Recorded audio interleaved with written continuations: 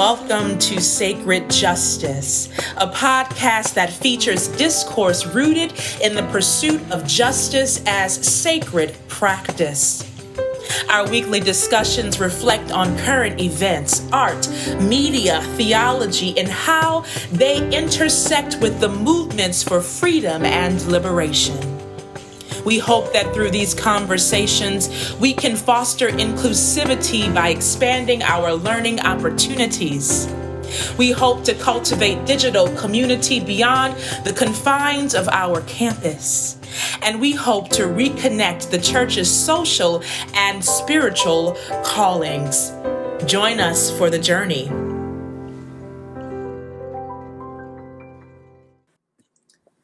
Hello, everyone. Welcome to Sacred Justice. Sacred Justice is our new podcast that will feature discourse rooted in the pursuit of justice as sacred practice. Our weekly discussions will reflect on current events, art, media, theology, and how this intersects with the movements for freedom and liberation. We hope that through these conversations, we can foster inclusivity by expanding our learning opportunities. We hope to cultivate digital community beyond the confines of our campus. And we hope to reconnect the church's social and spiritual callings. I am Mia McLean, and I am here with Ben Boswell. Let's get into it, Ben. Yeah, we're coming to you today from Catawba land, and we acknowledge the Catawba people, the people of the river, the host people of this land, and we give our gratitude to them for being good stewards of this land on which we live and worship and come to you from to do this podcast. Excited to be here for this new podcast, Mia. Yes, I'm excited as well. As we've been talking about, Ben and I, we are beginning again. We are beginning lots of things again. This whole year, past 14 months, we've had to begin again over and over.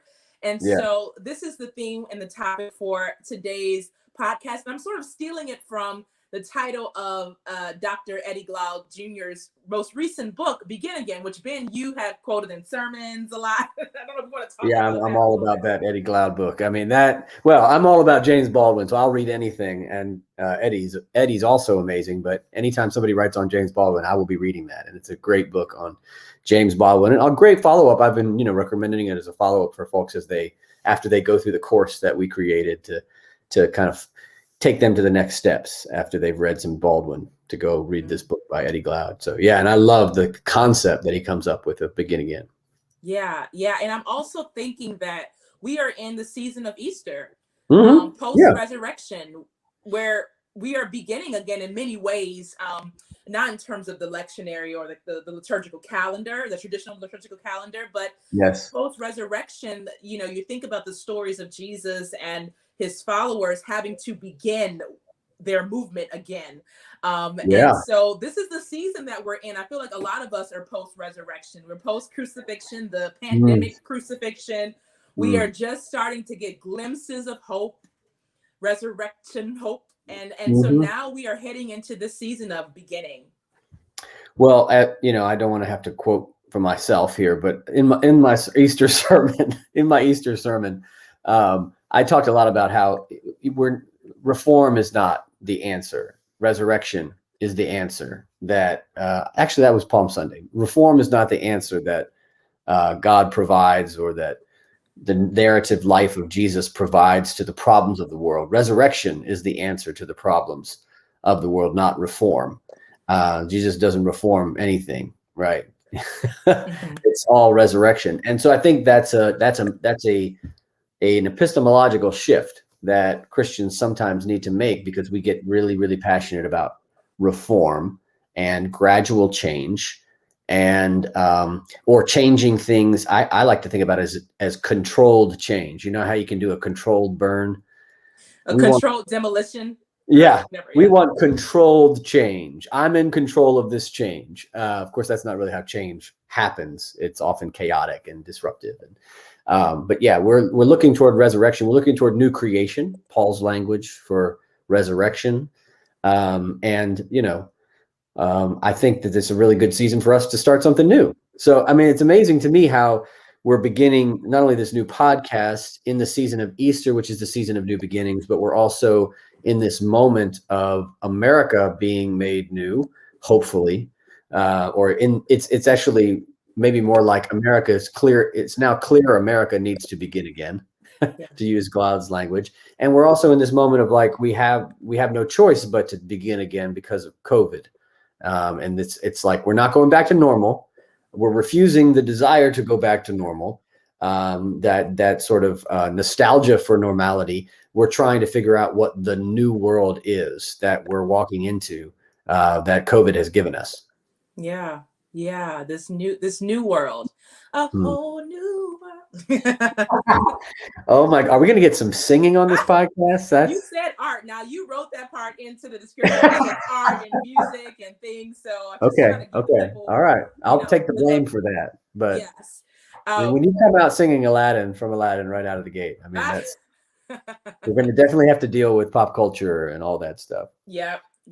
Speaking of, so part of this podcast, we are working in a new section called News and Culture. So that could be anything from reflecting on latest news stories, which there are plenty, or maybe a movie you watched, or something that shook your theological imagination as we sit with sacred justice, doing the work of justice and sacred practice. And so, Ben, is there anything that you have seen the past week? I mean, is there anything? What have you seen? What do you want to talk about with what you've seen? Because there's so much. So, well, I want to say here that we hope that this will become a spot where people will send recommendations to us of like cultural things that they want us to talk about, a movement, a movie, a TV show, an album, music, art, a phenomenon, that's happening, and we will wrestle with it. Mia will probably already have wrestled with it on Twitter, and we'll just bring it here. But we'll try to do our best to stay current in this with what we talk about, and so send us your recommendations. But for me right now, I am in this. I don't know. I guess I would say, Mia, and this is such a white privilege statement, but I just don't have space right now to contain the violence in my brain. I'm usually all over that. Like, I want to know the names of every victim of every mass shooting. I want to make sure I'm up on every name of every person who's been killed by police, every person of color being killed by police. And right now I can't. There's so much, I can't hold it all in the same space. I don't have enough space emotionally or even intellectually to contain the amount of data I'm having to process through as we're having a mass shooting every other day or every day, sometimes twice a day right now. We got Indianapolis. You mentioned Shreveport this morning. There was another one. They're just happening. And I can't even keep up with and remember that the thing about that is so interesting is, we didn't have it during the pandemic. There was this gap of no mass shootings for a while, and it was such a blessing. At least not major ones, Ben, because we have to remember that a mass shooting is like 4 or more people are shot. Yeah. And so maybe it was happening, but certainly at a smaller number. I mean, so far what I've read online, we've had like 135 in 2020. I mean, 2021. 2021, there's been 135 mass shootings. Which means there's more than one a day, right? Yeah. We haven't had 132 days yet this year, have we? I don't know. I'm guessing. I mean, 90? Yeah, I don't think so. Yeah. I mean, we're averaging more than one a day, which is worse than it was before the pandemic. And I think so. One of the things that raises up for me is we have to talk about what kind of new beginnings do we care about and that we want to nourish, because we have monstrous new beginnings and we have holy new beginnings, and this is a monstrous new beginning, or you might even call this a return to normal, a new beginning of what we already had, which is a society that is bent on its own destruction through violence here. So I'm really having a hard time containing all that, since it's happening every day, sometimes twice a day. And I'm still continuing to try to process through, all the police killings as well, and the names of all the police killings and the situations and the distinctions between the situations. which sometimes is an exercise in futility. You know, did this person turn away? Did this person get in their car? I mean, the bottom line is that a police officer shot and killed a person at a routine traffic stop or serving a warrant, and they didn't get to go home to their families. And then there's that guy, you know, the white guy who trapped a police officer with his arm in the car and drove off and ended up at the police station totally fine without a scratch on his body. And so to me, again, illustration of the asymmetrical violence and the asymmetrical police warfare on Black and brown bodies I'm carrying that and trying to process through that. And that reform is, you know, sometimes what comes out of these things is, oh, we're going to add a body camera, we're going to do this, and we're going to do that. And it proves to not really mean anything because people are still dying. Right. And people are, and people who are killing are still not being convicted. Or, you know, I'm not a fan or advocating for the carceral system, but we see the inconsistencies. And so that brings me to my news/culture story, because I don't know if you've seen this video on Twitter of this. I think it's a lamb that is stuck in a ditch or something. And a kid is trying to pull the lamb out of this ditch. It's like this really long gaping hole in a street somewhere. Okay. So the kid gets the sheep or the lamb free. And we'll call it lamb. The lamb bounces out and starts running away and falls right back into the ditch. And I thought, what an amazingly unfortunate metaphor for this work that we do called justice. It just sort of feels like we are pulling people out of ditches, and we're wrestling them out. We're feeding the hungry and clothing the homeless. In many ways, the system is so broken that they go right back into the ditch, right? Like it's just, it needs to be, the whole ground needs to be dug up. Like the whole thing needs to be turned over, burned down. And so I was just sitting with that today. Of course, everybody was laughing on Twitter about it because it's such a funny video. But then, of course, I have to take it to the next level because that's who I am. Yeah, you're finding the sermon in the ditch. There's always a sermon. I may preach that later. You know, I was thinking that's also true of, like, you know, that lamb metaphor could be a metaphor for also for white people or for America, right? It's like and the Black freedom movement, and it's like, because of white backlash, you know, we do liberation and then we reinvent the ditch.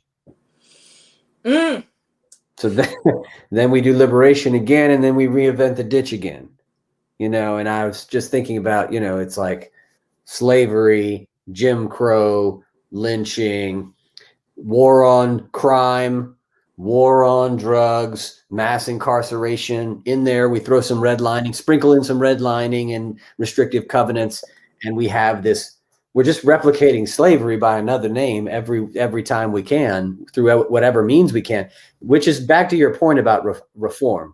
So I was talking about this with somebody the other night, and I think it was one of the best conversations I've had about this sort of defund the police, abolish prisons, defund prisons movement. And I think the place that was interesting, because we were on different sides. Like I was saying, I think defund is important. Like we need to think about that. And this person was saying, no, defund is not helpful language, because you're not actually completely defunding the police unless you're abolishing them. And in that case, you might as well just say abolish, because defund and abolish are the same. If you take all the funding away, you're abolishing policing, because you can't do policing without money, right? You can't do anything without money in a capitalist economy. So it was kind of this like, what are we really saying? Why are we saying defund when we really mean abolish? If what we're saying is reallocation of funds, that's not a good marketing slogan. But if we're saying reallocation, let's say reallocation, you know, because there will leave some semblance of policing in place and some semblance of prisons in place. But if we mean abolish, let's say abolish and not say defund. Let's really mean what we say and say what we mean. But I think one of the best points that the person made, this is where we were able to agree, is if you mean by abolish, you know, we have to get rid of this thing we have and then put something new in its place that does community safety, then I'm for you. But what's the thing? Like we want to know what the thing is that's going to be in place. That's where a lot of people depart ways. But so I think the thing is that when you get to that point, what you're saying is we need a new beginning because the thing we've got is so rotten, we can't salvage it. You can't put a rotten tomato out in the sun and it's going to get better. It's just going to get more rotten. The tomato is gone. It's done. There's nothing you can do with a rotten tomato. Or to use another example, bad apples, right? You can't redeem a bad apple, even if I don't believe in that whole bad apples theory, but you can't redeem a bad apple. You either got to eat it, put a pie, make it into something else, right? Or throw it away and get something new to eat, so it's this begin again becomes the language that we have to wrestle with. And I think, I know this is maybe another segue, but I think this is the logic of Scripture and the logic of what we see in the divine and sacred work of God in the world is a call always to newness, new creation, whether it be the beginning of the creation out of the chaos, whether it be the new creation, the image of new creation that we have in Isaiah 65, or what we get in Paul with new creation language in 2 Corinthians and Galatians, or what we get in Revelation with a new heaven and the new earth. And it's interesting. I was looking at this, comparing Isaiah 65 and this kind of new creation that Isaiah talks about in Isaiah 65, where I'm about to create new heaven and a new earth, the former things shall not be remembered or come to mind. And then comparing that to then Revelation and Paul, which are also riffing back on Isaiah, right? So they're riffing off of Isaiah. The one change that I saw this time is that in the New Testament, the language of all shows up. Whereas I don't see that as much in the Hebrew Bible. In Revelation and in Paul, it says all things are being made new. All things are being made new in Revelation. Not just we're going to make a new thing. No. We're not making one new thing. All things are going to be made new. And that's that all that sometimes we don't lean into as people of faith because we're scared of the all. Yeah. It means that all things have to change. And change is scary. I mean, it's okay for us to isolate change or compartmentalize change. We'll change this little thing over here, like you were saying earlier about controlled demolitions or controlled whatever you were saying. Fire. Yeah. Yes. It's one thing. We're going to change this little thing over here, but I'm going to have to change you may have to change everything. And this is a part of beginning again. Yeah. I want to give some space for a section of the podcast where we actually reflect on quotes. Okay. To have some time to sit with some of the thinkers that we've been reading, who are talking about this very thing. And because we've been sort of floating around this language of change, one of my favorite writers is, well, I would say this. I wouldn't say one of my favorite writers. One of my favorite pieces by this writer is Parable of the Sower. By Octavia Butler. And I've referenced her a couple of times in sermons, I'm sure. She has this beautiful refrain, God is change. All that you touch, you change. All that you change, changes you. But that's not the quote that I'm using today. This quote is from the beginning of chapter 3 in her book. And she writes, "We do not worship God. We perceive and attend God. We learn from God.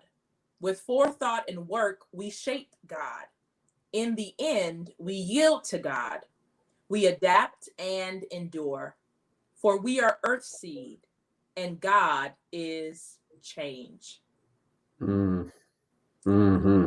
There's this other one that I want to read from the beginning of chapter 6. Very short. It says, "Drowning people sometimes die fighting their rescuers." It's like that sheep. Yeah. Yeah. And that's, I will say more later, but I do want to give some space for you to reflect on the work of Dr. Eddie Glaude Jr. in that book, Beginning. And if there's a quote from there that you would like to share. Maybe a little bit longer quote than you had, and no less poetic though, because he's quoting from Baldwin. So I'll read this to frame it, it's kind of the end of Begin Again, right before the conclusion. This is the last paragraph before the conclusion. And he's kind of framing how Baldwin did not necessarily call for a third founding of America. You know, we have folks who say we've had two reconstructions. We had Reconstruction after the Civil War, which is the first Reconstruction. And we had second Reconstruction, which is the Civil Rights Movement and the changes that happened there. And we are in need, they're saying, of a third Reconstruction. Now, that's not language that Baldwin used. Baldwin used kind of a different, more spiritual metaphor, but I'm going to read that. And this is Glaude writing. Baldwin did not call for a third American founding. Instead, he worked tirelessly for what he called the New Jerusalem. To my mind, there is little difference between the two. Both call for a world and a society that reflect the value that all human life, no matter the color of your skin, your zip code, your gender, who you love, is sacred. In his aftertimes, Baldwin understood that something new was desperately trying to be born, but the old ghosts had the baby by the throat. He wrote in the epilogue to No Name in the Street, "An old world is dying and a new one kicking in the belly of its mother. Time announces that it is ready to be born. This birth will not be easy, and many of us are doomed to discover that we are exceedingly clumsy midwives. No matter, so long as we accept that our responsibility is to the newborn. The acceptance of responsibility contains the key." And then Glaude says, that was 1972. The labor has been long and hard, and the new world has yet to be born.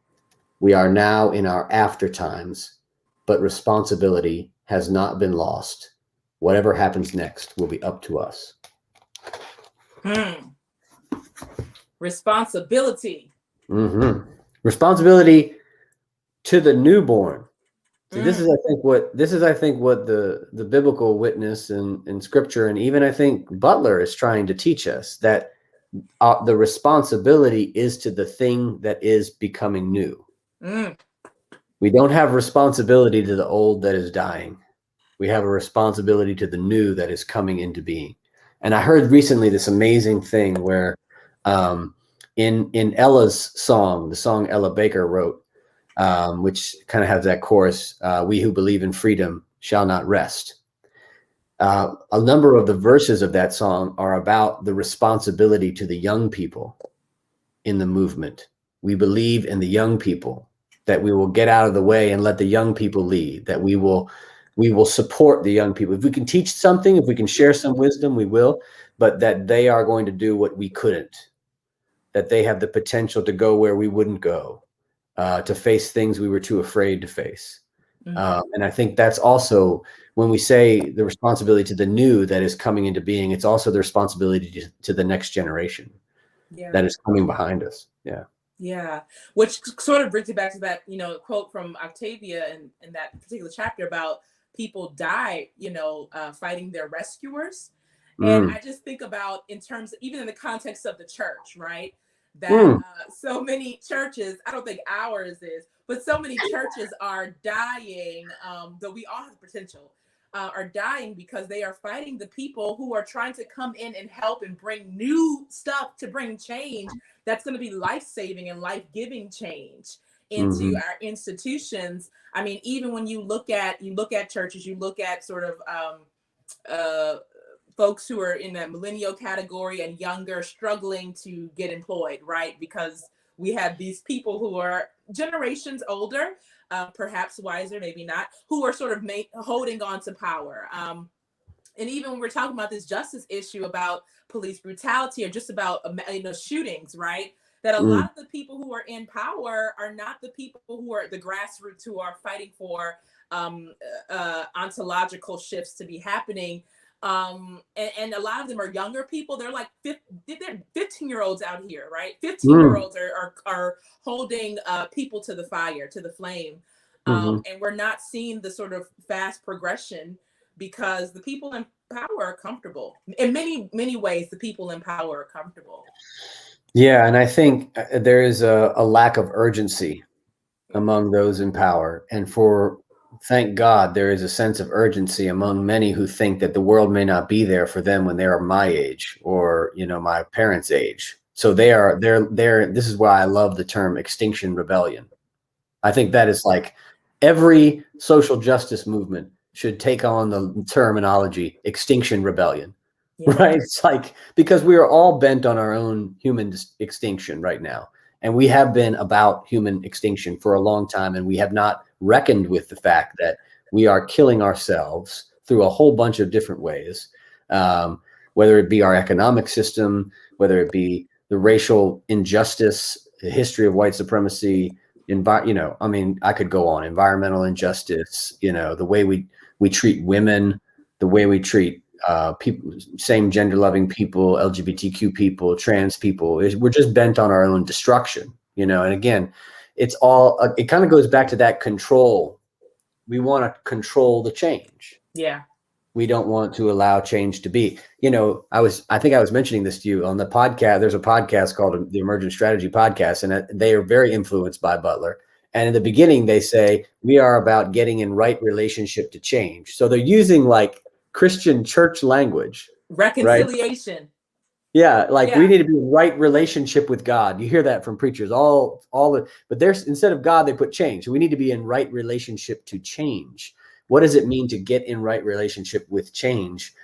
I think that's just so fascinating. It's made me, listening to that has made me really rethink my own faith. Well, Butler has done that a lot for me. And so have indigenous writers and authors have made me rethink the assumptions that I had that were at the foundation of a lot of the doctrines and belief systems that I have as a part of my Christianity that need to be kind of turned over. Yes. Yes.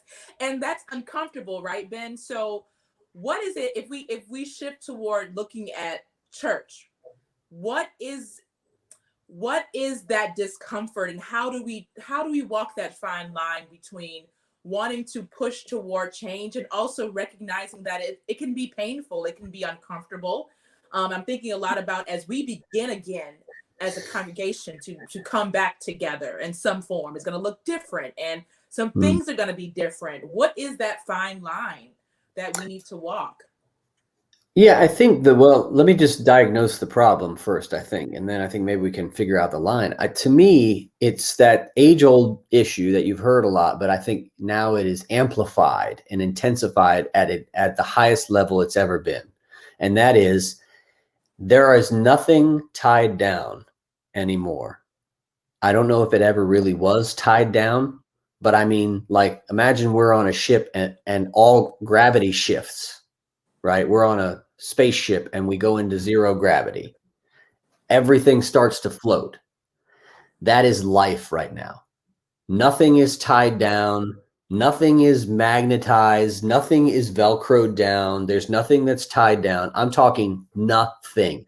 The family, what the family will be, our governmental system, our economic system, the way church works, every aspect of our society, business, eating, drinking, friendship, community, parenting, name it. None of it's tied down. It's all in flux. Some of that is a symptom of post-modernity that we live in, that whatever, I don't even know if that's a real term. I don't know if you can be post anything, but yeah. the sort of particular point within modernity that we are in, nothing is tied down. There are no givens anymore, right? Nothing is stable. And so in an arena of radical instability and extraordinary dynamic change, we go to the places that we think we can control. And one of the places that we think we can control is church, because we want to keep it the same. We need something that is somehow familiar to us, so that resounds, that sense of familiarity, the nostalgia for a previous day gone by that seemed simpler with less problems. In fact, it had worse problems in some ways, and even more entrenched issues that we were blind to, but we want to go back there because we were blind, right? Ignorance is bliss. So we want to go back to the ignorance of the past, the blissful ignorance of the past, where things were not as complex. Church was not as focused on social justice. People were not dying every day from mass shootings. Everything was not political. Politicians were not as corrupt. Yes, they were, but we imagine they weren't, right? Yeah. So when the world with everything is not tied down, we go to church and we want to tie everything down with chains. I'm talking like chains that you could pull a tugboat with chains, and we chain everything as tightly as we can because it's the only place we have that we think we can control the change in. And the reality is we can't, but we can kill the church faster by grasping onto control and trying to control the change. So that's what's happening all across the world. Bill Leonard just had an article, I think we'll share it in the weekly next week, about how rapidly churches died in COVID. So, we already had 4,500 churches dying a year. So 4,500 churches were dying a year going into COVID. And it was like something like that per month through COVID. It was ridiculous. So, I mean, and a lot of that has to do with, what you and I have struggled with over the last year is like, you can fight technology and try to resist it, but you will lose. It is a losing battle. There is no win. You can't win against that. It's the kind of change that if you resist, you just die, right? So it's sort of like what Octavia is saying is we're the drowning person and technology is coming to save us, or God or whoever, and they have tools with them. Maybe technology is the life raft or whatever, jump onto this floaty so I can bring you, or here's the stick. You know how some of the pools used to have the sticks that they put in, and we are like, no, get that stick out of here. We don't want that. But we just die faster. It doesn't mean we die, but that brought up something I was thinking about earlier today. As a child of Hurricane Katrina, I watched so many churches. And I'm not talking about churches that literally died because they went underwater and nobody could afford to repair them. I'm not talking about those churches. I'm talking about like the churches I grew up in and some other places that they may not be dead, but they were deflated significantly by Hurricane Katrina, because what that space allowed for some people, these seasons that we are hopefully about to come out of like this often give a lot of people permission to leave and do other things that didn't have permission before. And so the dying is, of course, could be about technology and some other, resistance to change. But I also think some of the death is because it's giving people permission to say, I don't really like that place anyway. Or why was I going there? Why was I spending all my time there? Yes. Yeah. Why was I so addicted to being in charge, right? Or whatever their processing is. And so how do they begin again? How do we begin again without them? Because there is a sense of loss in the change. And I don't think everybody is up for the journey. And so then we had to deal with that loss and deal with that grief. And so what is that like? And I know we want to get to the kind of the fine line and how do you do it, but any reflections on that? Oh man. Yeah. I mean, I think what does intensity prove? It makes you actually, I'd say like a lot of things do this, but intensity, like an intense crisis, makes a lot of things that were priorities that you thought were priorities become less important, or you reshuffle what matters to you. So one of the ways where a lot of people are talking about this is like, if you were a person that was in my life and I didn't need to see you for the whole pandemic and I was still fine, maybe you're not that important a person in my life right now. Like, we're fine.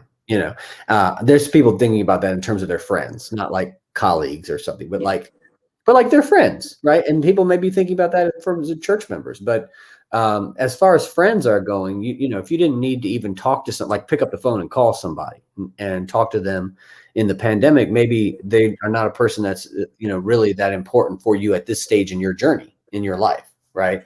I think what happens in the pandemic with these kind of crises is that a lot of our priorities begin to be reshuffled and shifted. So it's real easy to you're out of the habit of going to a place for worship. Now you get in the habit of watching, then you get out of the habit of watching. And now how are you going to come back to it? It's a habitual thing, right? It's about habits and healthy habits and good habits. And we prioritizing the good over the other things that are not so good. And I just think that there are people who maybe weren't that serious about church and maybe didn't really need to be. and they didn't really need it in their life for whatever reason, and they're not coming back, and maybe I think everybody needs church or whatever. That's okay for some people to think that. I don't know if that's true, but I can't force people to reprioritize all their lives now. Maybe there are some people it was really clarifying for them not to be there every week, good or bad. For some, they really missed it and they became even more committed. They're like, this place is amazing. I need this people. Others, for whatever reason, it was like, I wasn't that invested. I thought I was, but I wasn't really, I'm really not that invested. It's a clarifying thing. COVID has been clarifying and intensifying, and it's also reprioritized things in our lives. Yeah. So what are we talking about? The line between what? Yes, the line. So I'm getting there. So I'm learning to have grace with people as they journey, with myself, with others, as they journey through these clarifying conversations that they're trying to have. And so then I'm trying to practice that same grace when we are talking about this line that we must walk when we're really trying to push change or push a new beginning, but also wanting to take people with us and not leave them behind. So I could talk for myself. It's a constant learning process for me because I will move at the speed of light. Like, let's get this done. What's taking you so long? But then I can do that and then I can be at my destination by myself. Is that really worth it? So any reflections on what that line is for you, or what that line could be for churches, for people of faith who are trying to also have this forward movement, who also want to begin again, but don't want to leave folks behind if they don't have to? Yeah, I think, it's hard because, as Baldwin points out, and this is true not only of America, but of church as well, and our own lives, actually, too, our own soul work, is we have to be primarily responsible to the new that is emerging and not the old. And that makes us, I think as clergy, we have to be. We have no choice. If we don't, then we're part of the architecture of death. But so it's hard. Sometimes people will talk. I feel like I'm at cognitive dissonance with people because they'll say, well, why don't you care about this as much as I do? And I'll say, it's not that I don't care. It's that I've had to make a commitment to be more responsible to the new that is coming into being, and the new world, the new birth, the new creation, because that is a calling. That's my calling. And that's also what I think Baldwin calls us to in America. I think that's what Christ calls us to. I think that's what God is doing through the Bible. And I think that's actually what Butler means in being in right relationship with change. To be in right relationship with change is to be taking responsibility for the new that is coming into the world, the new being that's coming, the change that's coming in, and figuring out how to be in relationship to the change. Now, I mean, that doesn't mean all change is good. This is where people get caught up, right? Good is a strange word, but like, it's not all going to feel good, right? Yeah.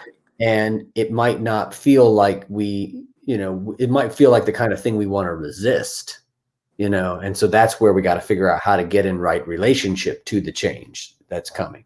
Either the change is something we might need to resist, or it might be something that we need to figure out how to roll with. So there's a lot to wrestle with there, sort of philosophically, but particularly within an organization, when it's all of us together, individual people should be given the freedom to take as much responsibility for their own lives as they want, right?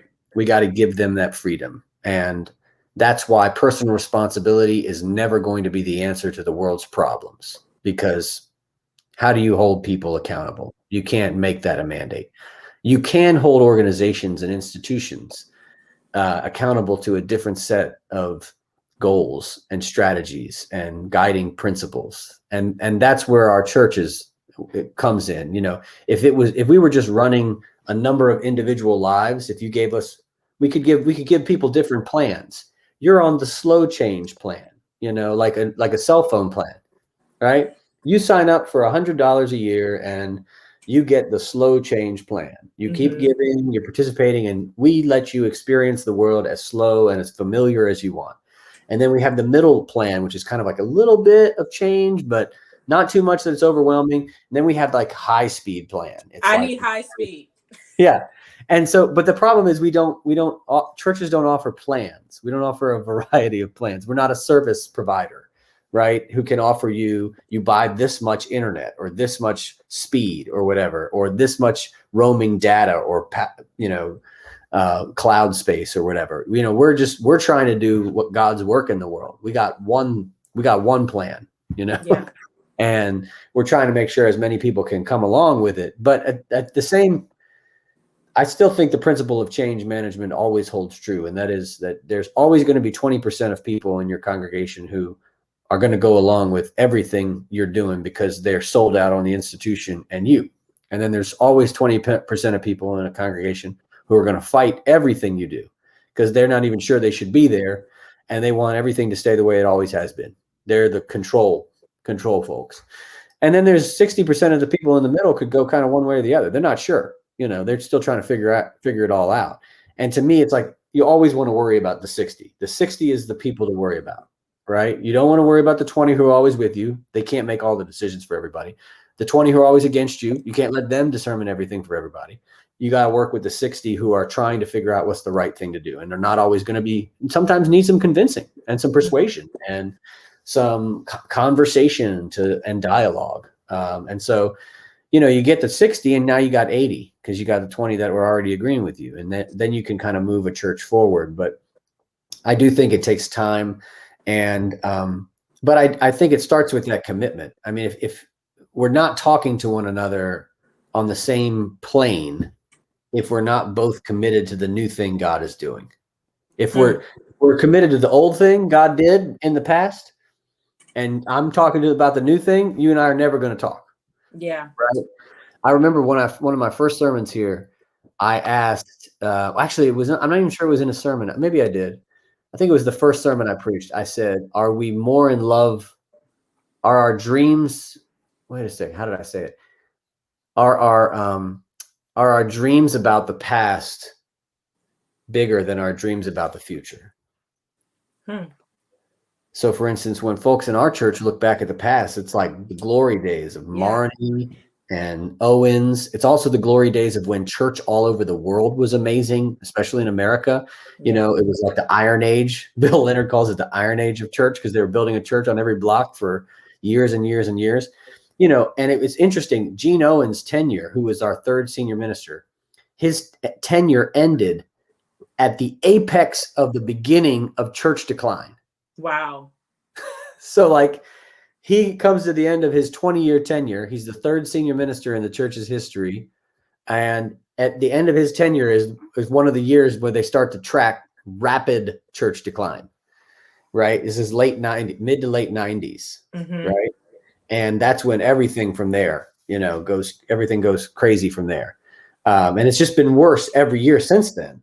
So when we look back at the glory days, we look back at the time of Owens and we see this, grand thing, thousands of people in worship and stuff like that. And it was just, we were also a reflection of a cultural moment, not just doing great things ourselves. And so sometimes our dreams about the past are bigger than what we can imagine for the future. And I think we have to dream bigger for the future than when we look back in the past. Ben, as we begin to wrap up and think about what is it like, and we're going to be continuing these conversations about beginning again. So this won't be the last one, and I have some special guests up my sleeve, but I do want to talk a little bit about a theological reflection. You've talked a lot about new creation and some of the scriptural references that help ground you as a leader, as a spiritual leader, especially as we go toward change. And one of the things that I live by is Genesis 1. I mean, I will preach it until the day I die, probably. But there's this idea that the conversation continues. And I think that particularly people of faith have difficulty with this because it sort of challenges the text a little bit. To say that after day 7, that there was other days that happened after that matter. But that's sort of the theology that grounds me, that we were all given permission to say, let there be with God. over and over again. And I think for so many church folk, it's like, no, God stopped at day 7. So, that's it.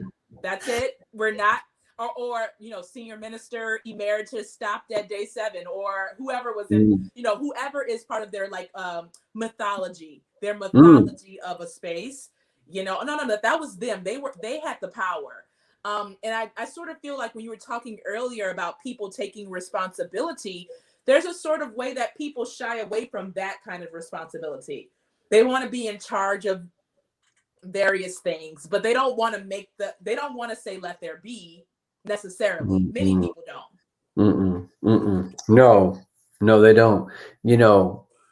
I was reflecting as you were about how interesting it is to me. I always bring this up, but that Genesis was written in the exile. Now, some of the stories may have existed in oral form, but when it was written down, that means when they decided which stories go in what order and how the chapters are laid out and how it begins. And isn't it interesting that in the middle of exile, while you are being oppressed by either the Assyrians or the Babylonians, you're in exile, you're being oppressed by a foreign empire, that you write a creation story where all people are created in the creation story, and it's not just Israel. Because most creation stories that were created were the foundation of how a nation was made, not all of humanity. So they tell a story about all of humanity. And then the birth of Israel comes later in Genesis, right? The story of the birth of the community is it's a calling, right? A calling out of the empire.